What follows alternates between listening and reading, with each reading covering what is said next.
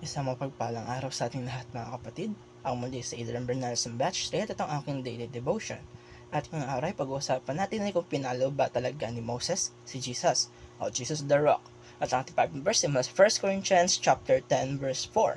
Sasabi sa ating scripture ngayong araw, they drank the same spiritual drink, for they drank from the spiritual rock that accompanied them, and that rock was Christ. Mga kapatid, napaka-interesting ng ating topic ngayon dahil parang weird pakinggan sa unang pagbabasa natin. That rock was Christ.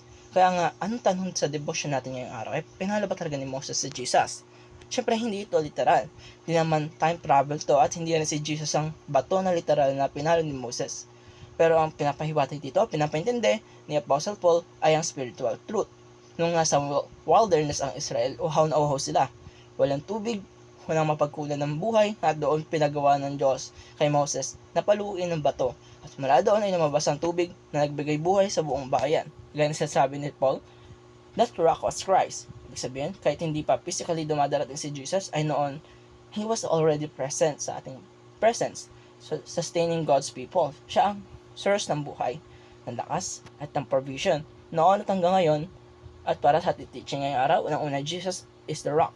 Ang bato ay simbolo ng katatagan, hindi madaling matibag, hindi basta-basta nasisira. Ganun si Jesus sa buhay natin mga kapatid. Sa gitna ng problema, pressure, doubts at temptation, He remains steady. Kahit nagbabago ang mundo, kahit nagbabago ang tao, si Jesus ay pareho pa rin kahapon, ngayon at pagpakailanman.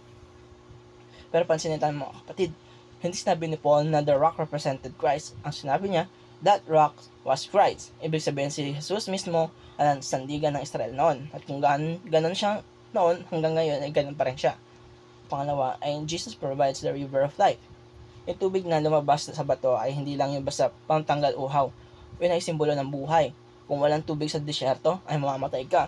Kagaya din ng spiritual life natin. Kung hiwalay tayo kay Jesus, ayaw tayong natutuyot o namamatay.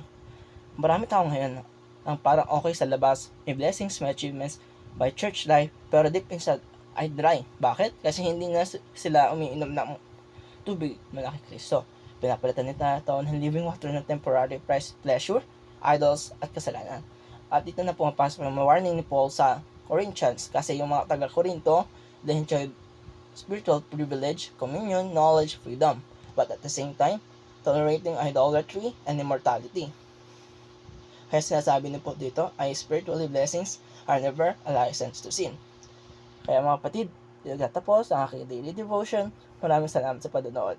Ito ang aking daily devotion ngayong araw.